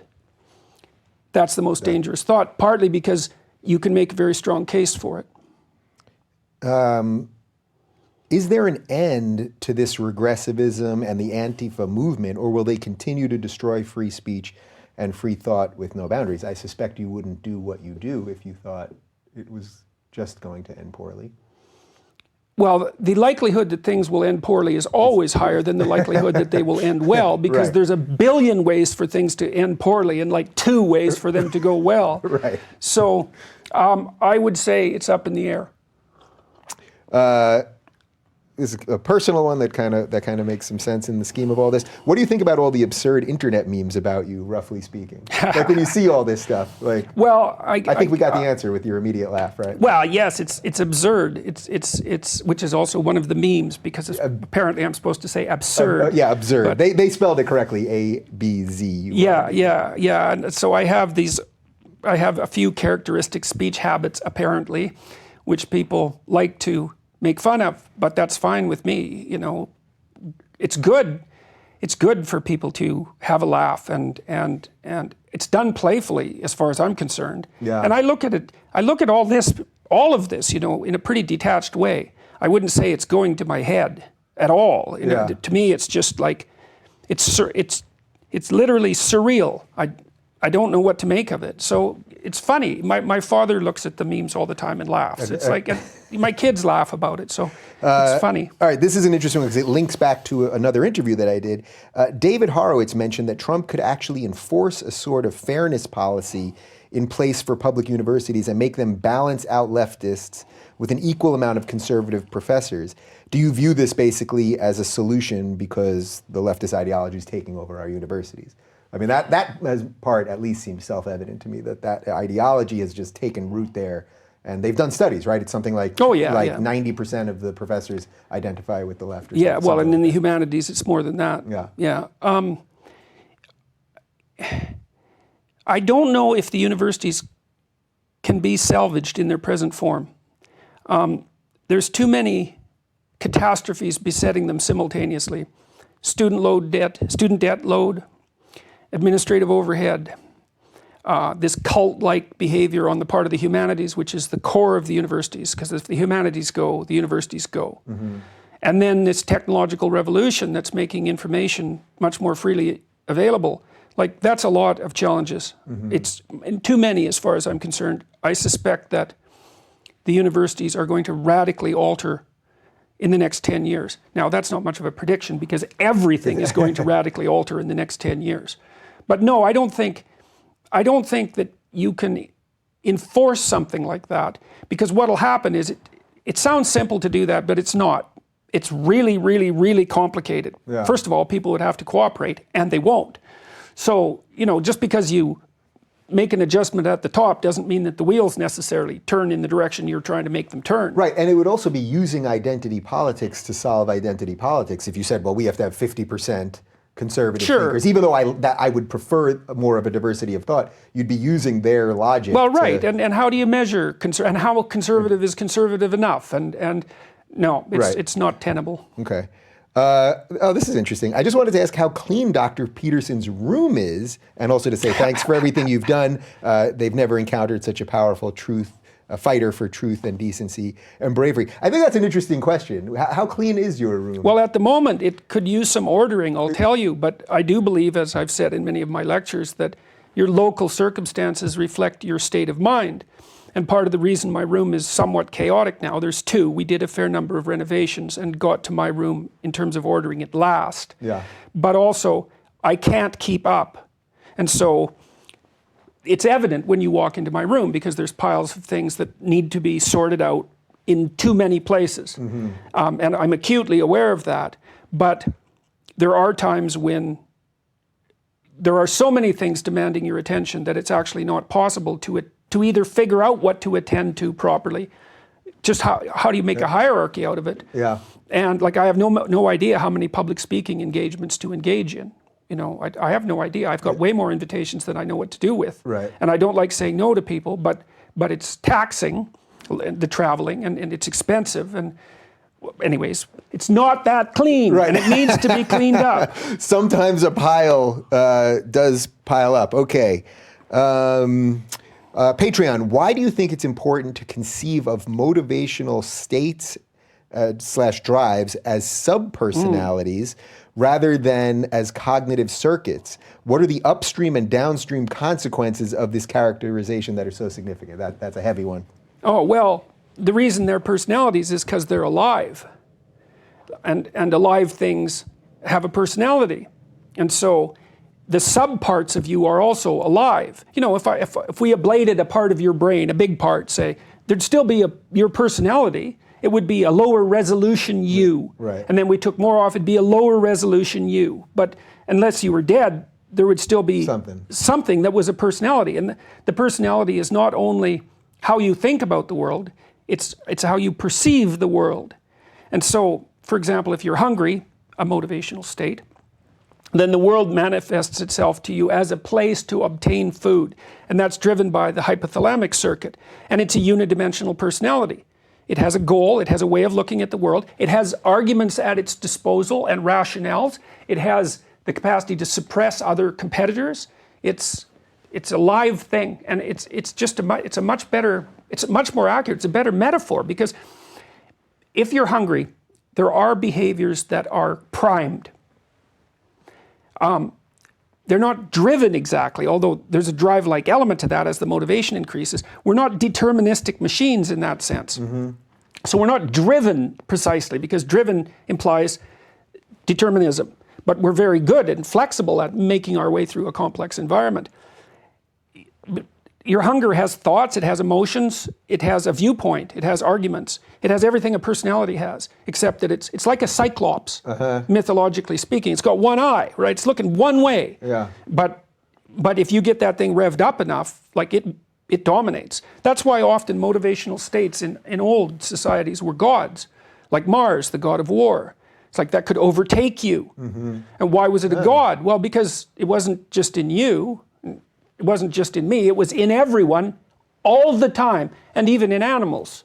So the God idea is like it's an abstraction. There's this force, whatever, that's not a bad metaphor, that never dies and that's manifest everywhere at the same time that you're subject to. That's the Greek idea, right? Yeah, I was going to say, I like this. You're giving me Greek mythology and a little Star Wars at the same time. Now you're fully giving me everything. Okay, back to Super Chat. Is there any truth to social psychology's view of race, such as outgroup favoritism or prejudice? It seems that social psychology's worldview is seen through an SJW lens that's similar to sociology. That's interesting. Oh, I think social psychology is a very corrupt discipline. I've thought that for years. And in fact, the social psychologists themselves have been arguing about that bitterly for about the last 3 years, because many of their primary studies aren't replicating. There's a big attempt to replicate them. I think that, now that doesn't mean that all social psychology is worthless. It isn't by any stretch of the imagination, but the discipline isn't well oriented it's too careerist in my estimation. And it is informed by like an anti-establishment ethos. I know that's an old term, but it's correct. So with the political work, for example, it's almost always the case that conservatism is being put forth as something that requires explanation. Whereas liberalism, well, obviously, that's the water that the fish are swimming in. Of course you should be liberal. And I don't have anything against liberals, by the way. Of course you should be liberal. What the hell's up with those conservatives? It's like, well, that's no way to run the show.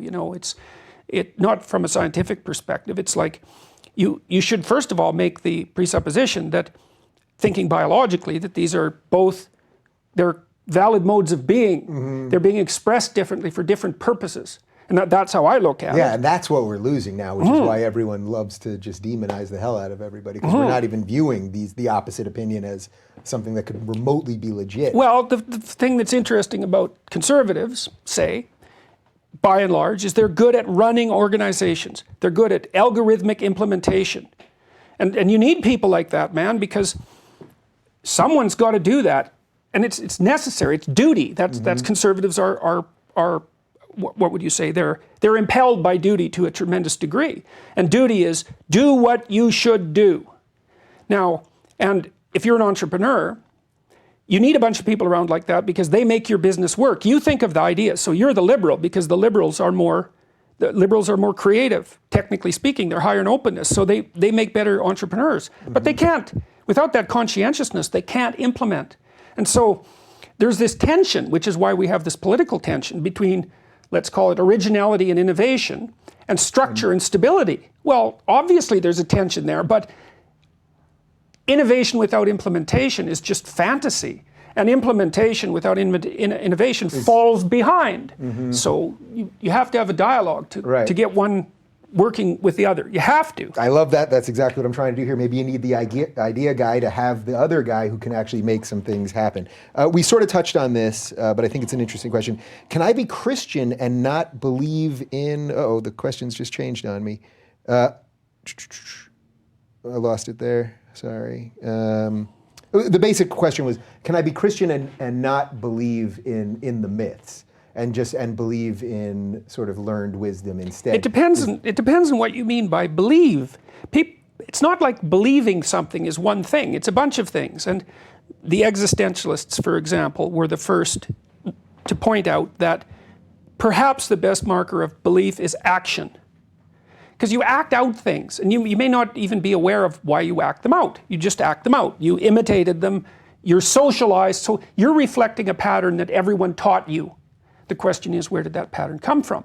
Well, it came from the same process that produced these religious underpinnings.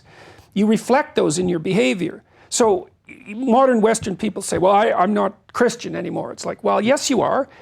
You act out the Christian ethos. You don't know you're doing that because you don't know what you're doing. I mean, I know you do, but in a more comprehensive sense, you don't. You don't understand where all your behaviors, your customs, your traditions, all of what we consider social norms, you don't know where they came from, but you act them out. So there's a belief that's implicit in that. Now then you might say, well, I don't believe the representation of that belief. Mm-hmm. Well, all right, so you're criticizing, you're still acting it out. So it isn't that you don't believe, precisely. It's that you're confused. And no wonder, because the modern world is in a state of confusion. And partly what I'm trying to do is to rectify that confusion by pointing out how the myths map onto the behaviors and why, so that they can be revitalized to some degree. This is interesting. This is from Patreon. What do you think the effect of free and widely available pornography is having on young people, especially men, in our society at this time? Well, I think it's like Treasure Island in Pinocchio. It's all pleasure with no responsibility. That's deadening. It's parasitical in a sense. And I don't mean that, I'm not making a value judgment. I mean, it's no wonder the young guys are caught up in this, because it's an unbelievably powerful technology. It drove the development of the internet, let's not forget, right? So it taps into one viciously primordial motivation.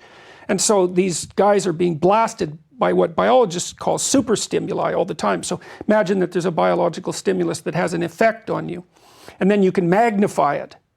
And the typical porn actress, not the amateurs, but the professionals, have their sexually provocative physical elements exaggerated. Mm-hmm. And so men are very visual in terms of their sexual processing.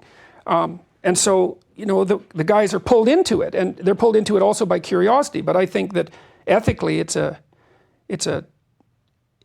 not good. It's not good. It's an easy out. That's the other thing, you know, is what you should be doing is going out and finding someone to have a relationship with. And if you can gratify yourself with no transformation, but let's say you can't find someone, well, then you might say that's an indication you should change. Mm-hmm. It is, in fact, an indication that you should change, because what better indication are you going to get than that no one wants to be intimate with you? Right. It's the ultimate rejection, and that's partly why men are terrified of it, and I understand that.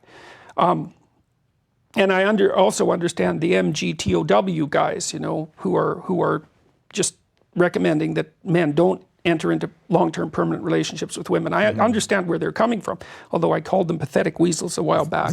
I shouldn't have done that. See, that's where I said to you, are you worried about every little thing that you say? Once you say some... Well, they're providing a lot of young guys who need a kick to go out there. Right, they're actually giving them the back door. They're giving them a rationale, and I've seen this have very detrimental effects on a number of people already, and partly in my clinical practice, because these guys, the young guys who aren't successful, they're looking for a reason why women are terrible, because otherwise they have to think, well, they're just not presentable, which is what they do have to think, because that's almost the definition of presentable, right? So, and then the MGTOW guys give them a rationale. You know, we are in a gynocentric world, and females have got control, and they'll like wipe you out if they have the opportunity. It's like, well, some females will do that to some guys some of the time, and sometimes it's brutal. I've had clients who've been dragged through the court systems and just ruined. And I was unable to help them. I did everything I could to maneuver and negotiate and plan and strategize so carefully to get them to do everything right. And it didn't help. I mean, the court systems can be absolutely brutal to men. It's awful. Yeah, that's really interesting. So the guys that are taking the easy out on that, so to speak, and disconnecting from having those relationships, in a way it's the same, it's just a different out that porn is replacing for that human connection too. So that's kind of fascinating. All right, this is interesting. This was a $200 question on Super Chat. Nous, Hermeticism, Hermes thought, Anthropos, the true vessel of alchemy being man, the Magnum Plus, M.A. Atwood. Would it surprise you that I read all this midsummer, only months before your videos went viral? Please extrapolate on the terms above and leave the new age bullshit out of it. All right, so there's a lot there. What can you take from a question like that? Let's go. You want to go with one of these that okay, most sure. interesting? Hermes, we're going to call him Mercury, Mercurius for the sake of argument. Okay, so I'm going to lay this out a little bit. This is an alchemical idea. So, first of all, if you mix mercury with ore that has gold in it, the mercury will pick up the gold. So that's interesting. Eh? So that's the magic of mercury, is that it will take the gold out of the raw material. Okay, so now remember, at the beginning of the conversation, I said that if you're going to read Macbeth, the idea is to extract out from it a valid, implementable philosophy, behavioral pattern. Well, that's extracting the gold out from the ore. Okay, so now Mercurius is also the winged messenger of the gods, and so he flits around. Now that's what your attention does, you see, because your attention is always being pulled in different ways by forces that you don't understand. This is the fundamental insight of psychoanalysis, and probably its most terrifying insight, is that your very attention is controlled by forces that you do not understand. Now the ancient people considered those forces, it's more complex than this, but they considered them gods, because the gods could direct your attention. And so, now, how does Mercurius is the winged messenger of the gods. Okay, so now let's say the gods, we'll call them unconscious forces, or we'll call them gods. They're trying to orient you in a particular direction for some reason. They do that by making things more vivid for you than they would otherwise be. Those things attract your attention. Now, interesting. This is just the same way you described the porn actresses a second ago. Yes. Yeah. Yes. It's a very similar mechanism. Yeah. But some of that's your choice, because you aim at something and then things manifest themselves, but some of that's the result of these unconscious forces illuminating parts of the world and darkening other parts. Well, they illuminate your path. Well, you could say that all those unconscious forces, imagine those as the pantheon of the gods, and they're trying to send you a message about how to act. Well, they do that by sending Mercurius, who flits around, and he's the thing that glimmers, that captures your attention. Okay, now the Jungian idea, it's a brilliant idea, is that the integration of all these unconscious elements, their integration into a functional unit, then manifests itself in your field of experience as an interesting pathway. And if you take that interesting pathway, you unfold. And so it's the manner in which the instinct that drives you to self-realization interacts with you. And so for Jung, he would say, well, that's the self. Jung thought of the self as a four-dimensional entity that extended across time and space. That was the totality of you. And he thought that totality, which was ineffable, it's your full potential or something like that, manifested itself in cross-sections of time as that which grabbed your interest. It's an absolutely amazing idea. You know, now and then, think about it this way. A book will grip you. Well, what does that mean? That it gripped you. It means it had you in its palm. Well, what had you in its palm? You know, these are things, and you're inspired by it. Well, inspired by what? What does that even mean? It means all of a sudden a new path has illuminated itself for you. And the Greek idea would be that the panoply of gods had sent a messenger, Mercurius, who flits around, and he captured your attention and pulled you down that path. He's in that book, and ironically, you could burn that book in 2 seconds and it would be gone, but the path would be forever illuminated, which is really a beautiful thing. What are the this is from Patreon, what are the long-term effects of diversity policies and equity targets on campuses? I mean, we've sort of hit this, but basically it's you see, rotting. What happens, okay, here's how a company collapses, and I've watched this. because, you know, one of the things the lefties don't really give capitalism credit for is its capacity to destroy itself continually. So there is a 1%, but it transforms across time. The fact of the 1% remains the same, but the contents of the 1% transform. Okay, so, well, what happens, let's say a company has a bad quarter, and they announce layoffs. And they're not going to take the time to sort through everybody properly by merit. They're going to do it fairly, which means easily, and without too much controversy. And they're just going to arbitrarily select people to lay off. Well, what happens?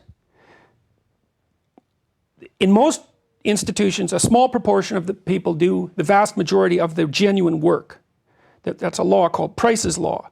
So the square root of the number of people involved do half the work. So if you took a discipline of science and there was 100 people in that subspecialty, 10 of them would write 50% of the publications. Okay, those are people typically who have options, right? Because they're on top of it, man. They're smart. They're conscientious. They're working 70 hours a week. They can get another gig. They can get another gig real fast, and maybe one that pays more. And so as soon as the thing gets shaky, it's like the good people go away, because why wouldn't they? And so, and you don't need to knock the quality of an institution down very much before that starts to perpetuate itself. You know, they say A people hire A people, but B people hire C people. And in my opinion, that's correct. I mean, if you're not, let's say, a higher order intellect for whatever that's worth, and I'm no worshiper of the intellect, by the way, you are unable to evaluate someone who is. You'll just think that there's, well, maybe something wrong with them, or they'll be threatening to you, or you won't be able to talk to them, and you're going to go for someone who's at your level or lower. And believe me, it doesn't take very long for that to have true effects. It makes people cynical too, because, well, with the research chairs in Canada, for example, the Canada Research Chairs, which are these very prestigious named chairs set up by the federal government across Canada in universities to pull international talent into Canada of the highest caliber. Well, they just announced yesterday that they've put on, they're not going to award, they're threatening the universities with withholding the function unless they come up with diversity targets for the Canadian chairs based on gender and the typical offenders, primarily gender and race. Well, as soon as some of these get awarded on the basis of gender and race, the validity of the chair is eradicated and everyone gets cynical. It's like, well, and even let's say someone deserving gets it, just for the sake of argument. Yeah.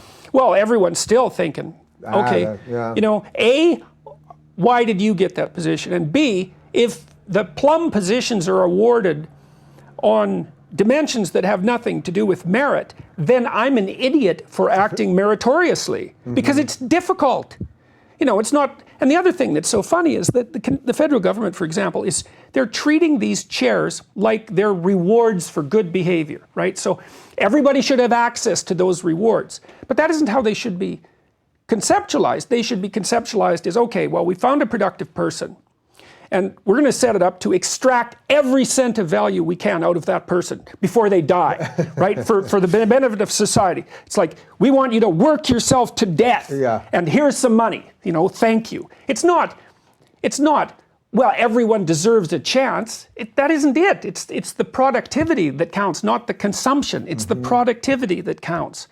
And so, well, it's such a backwards way of looking at things. Right, because you're rotting the very institution that you're supposedly trying to build. Well, that's the supposedly part, because if we go back to the postmodernists, you know, right, we can do that. We can debate that for the rest of the day. This is interesting from Super Chat. Is there any word or phrase that should remain unspoken? Does offending or hurting one's feelings with your speech require any tangible punishment or public shaming that's good enough? So I suspect for the latter half that you certainly don't agree with that. But is there any word or phrase, let's focus there, that should remain unsaid? You've always been like that. You're like that now, and you're never going to change. That's a conversation killer. Yeah, that is a conversation killer. Yeah. That's the heavy artillery in a fight between spouses, for example. Right. That's a killer. Yeah. That's fighting words, because where do you go from there? Yeah. Look, in a public exchange of ideas, you put up with what you get. You know, I mean, there's lots of forms of speech that I regard as detestable that I think, in fact, are detestable. And if people put those points of view forward, then they should be chastised in the proper manner. Now, we already have laws for some things. You can't incite someone to a crime, for example. And so there are restrictions on what you can say, although there hasn't been a push to say what you have to say until these bills in Canada, which is another reason I objected to them. The fact that, well, in this Linfield lecture I gave just a week or two ago, I was talking about what I regard as the ethical constraints surrounding free speech. It's like free speech should serve the truth. That if you're going to engage in free speech, you have a responsibility, a corresponding responsibility, which is to say what you believe to be true. And that doesn't mean what will further your agenda in a practical manner, right? The truth is a different thing than that. So, now, you're not saying that those other people can't speak. Not at all. But that you're missing the sort of societal well, there have to value. be punishments and rewards associated with the public discussion, because how otherwise would you evaluate it? Yeah. So, some of that can be contempt, some of it can be shame. Better if it's a thought-out argument indicating why this is a bad way of looking at the world or an incomplete way. I think that's more, it has longer-term effect, because it educates people. So... all right, let's jump back to Patreon for a second. What would you say Trump's IQ really is? Does 160 seem reasonable? No. This will be quoted in... No, 160 is really, really high. Yeah. I mean, the typical... The smart person that you're likely to meet in your life has an IQ of around 145. Yeah. 160 is getting pretty damn rare. And Trump's old, and IQ goes down with age, fluid IQ, although crystallized IQ either stays the same or goes up slightly. So he isn't the problem solver or the learner that he was when he was 20. No one is. If you're in good physical shape, that helps a lot. His IQ is clearly well above average. I don't know, and he's done complex things in his life, and a lot of them. And that indicates that there's something to him, and he hasn't been successful just in one domain. He's been successful in multiple complex domains, each of which were quite difficult. It's very difficult to be a reality TV star that's successful, right? It's very difficult to work in the construction business, and especially on large projects. And I know he's had his economic ups and downs, but he stayed in the game for a long time, very stressful. He's very stress resistant. So he's no dummy. And I mean, it's nice to always think that your political opponent is just stupid, but he's done too many complex things for me to assume that he's somehow, if he wasn't smart, he couldn't have done those things. Yeah, I'm glad you're acknowledging that, because when I see the people that are in hysteric mode and just saying he's this evil nutbag who doesn't know what he's doing and all this stuff, it just seems like such a lazy way of thinking about it. You don't have to like any of the things. You may not like the way he speaks or any of that, but the idea that somehow this is a dumb person, I think, is discounting of just the way humans have to work. This is interesting from Super Chat. Do you have any... Well, he also won the presidency. Right. With a completely original campaign. And it's like, and without spending much money. It's like, okay, is he lucky? Because is that what you're saying? It's just lucky. Right. Well, I don't think it was just luck. It was at least maybe, well, it looked at least to some degree like courage. Maybe it was just blind, throwing caution to the wind. I don't know if he ever expected that he could possibly win. Yeah, and as I'm sure you'd argue, it probably had a little something to do with all those things, that maybe there was some courage, but that he also surrounded himself with people who maybe understood politics more than he did. Well, he can also obviously read a crowd. Yeah. Because he was appealing to crowds. And that was partly because he did, I think, try to say what he thought. Now, you could criticize what he thought, and that's fine. But he also didn't prepare the same speech. He didn't prepare a speech and then deliver the same one everywhere, which I think is, I really find that rather reprehensible for people to do that. Yeah. Because they're parroting themselves, or someone else writes their speeches, which is something I can't even imagine. I can't. For what we do, I can't even fathom it, actually. I think this is really interesting. Do you have any thoughts or insights on how a gay man can handle himself, one, after figuring out that he's gay, two, place himself as a man and at the same time different from most men, including his father? I think this is sort of interesting because I think because you've talked about gender pronouns, somehow people think that you're somehow anti-gay or something. I've never seen any evidence of that, but I think this gets to some. Well, I think so. One of the things, let's take the LGBT community at large. Let's say, okay, what are they trying to do? Well, one answer is they're trying to not be discriminated against. And the other answer is, and maybe it's the same thing, they want to be included in the norm. Okay, I'm going to assume the latter, because maybe that's why the marriage issue came up. All right, the thing is, you can't be in the center, in the norm, and on the margin at the same time. Now, there's utility in being on the margin. You want to be a drag queen, you're likely going to be on the margin. And that's where your customers are. That's where your draw power is. That's where your satire is. That's where your entertainment is, on the margin. You want to move to the center, you have to go along with the ethic of the center. And so what I would say is, well, if marriage is the ideal, then if it's worth pursuing as a right, then it seems to me to come with the commensurate responsibilities. And so, to the degree that being in a monogamous, long-term, emotionally fulfilling, honest relationship constitutes the central core of marriage, then it seems to me that you're obligated to do that, unless you want to be on the margin. And there's, as I said, it's not like there's no reason to be on the margin. There's freedom out there, you know. You're not normal. You're like the avant-garde in art. But do you want to be normal? That's the question. I had a really interesting discussion with Milo about this, because he said that the gay community basically is giving up all of the things that made them so edgy and funny and interesting and irreverent and all that, because they're trading it for normalcy. And I think that's sort of what you're talking about. Exactly. I think it's a great conversation. There's a lot of richness there that we should Well, the alternative more. is to blow apart the center so it doesn't mean anything. But that's a bad idea. Yeah, I think we should agree that's a bad idea. Is there any truth to social psychology's view of race, such as outgroup favoritism prejudice? Oh wait, did we do this one already? We did something close to that.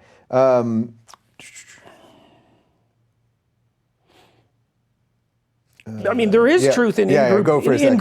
In-group favoritism. I mean, of course people favor their in-group. That's what it means to love your family.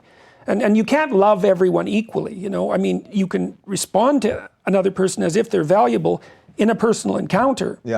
But you're the center of your experience, and then you have your close people, and of course you're going to favor them. But we'd think there was something wrong with you if you didn't. Now, if you're going to favor them, you're going to favor other people less. So, what do you want to just give up close relationships? In the name of equality? No, I think would be the one. Well, hopefully. Will you? Oh, now the some of the shit posters have gotten in here, so here we go. Will you support the liberation of the oppressed people of Kekistan? No, they have to liberate themselves. So I've been blindly supporting these people. I want them to be free, but you want it to come from within. I respect Yes, that. I would think that's the way to be truly not oppressed. Oh, this is interesting from Super Chat. Is there a chance for a new religion that provides all the lessons but doesn't lie about the reality? So really kind of molding both of the things that you're talking about. That's an open question. It better be. I mean, part of the reason I'm doing these biblical lectures is, and I'm going to start with a discussion like this, it's like, well, we've got this book, and you know, it's a problematic thing. And we've been working on it for a long time. And if it isn't worth anything, then we've got nothing. And we better not have nothing, because that's not a good thing to have. And so maybe there's something to it. So let's move forward with that hope. That's the idea. Now, you can dispute my claim that the mythological stories, let's say, in the Judeo-Christian tradition are somehow foundational. I don't believe that you can dispute that claim reasonably, merely because of the way things unfolded across history. I mean, you can say that the Enlightenment was the opposite, but I don't believe that. But you can make that case. We can't throw the baby out with the bathwater. And so I'm trying to figure out what I want to do is make an empirical case for the biblical stories and leave the metaphysical case hanging. You know, there is an interesting empirical case even to be made for the metaphysics. For example, we know that mystical experiences can be reliably induced in the lab, for example. You can use psilocybin to do that. And no one knows how to account for that. And they're not trivial. And the same thing is true of DMA. And people might say, well, those are hallucinogens, and can you consider those a valid form of experience? And the answer to that is, we don't know. There was a long-term follow-up study of hallucinogen users 4 or 5 years ago, looked at 250,000 people and found that as a population, they were healthier than the people who hadn't experimented in many, many ways, including psychologically. They even had fewer flashbacks. You know, and I've known a number of people with psilocybin in particular who told me in various contexts that one experience with that straightened out their lives in some important way. I know it's also been used as a very successful aid to the cessation of smoking by the researchers down at Johns Hopkins, I believe. So anyways, back to the question. Every generation has to rescue their dead father from the abyss. And so that's what we need to do. That's what I'm trying to do. And we better be able to do it, because without a central narrative, we will fractionate and we'll be weak, and that will be the end of us, because weak people do not survive in this world. Well, this is a good segue then to this one. This is from Patreon. What are your thoughts on kids being overprescribed drugs for ADD, etc.? It seems like we're taking the dream away from them, right? Well, Jaak Panksepp, who recently died, unfortunately, he's done stellar work on that, and he used to use amphetamines on rats. And you might say, well, a rat isn't a very good model for a person, but I can tell you that a rat is a much better model for a person than your stupid idea about a person. So you can get a long way with rats. And he found that ADHD medication suppresses the inclination to play. It does heighten the inclination to pay focused attention to whatever is being attended to that moment, but it suppresses the play instinct. Now, children need to play. They really, really, really need to play, because when you grow up, all you're doing is playing with people, right?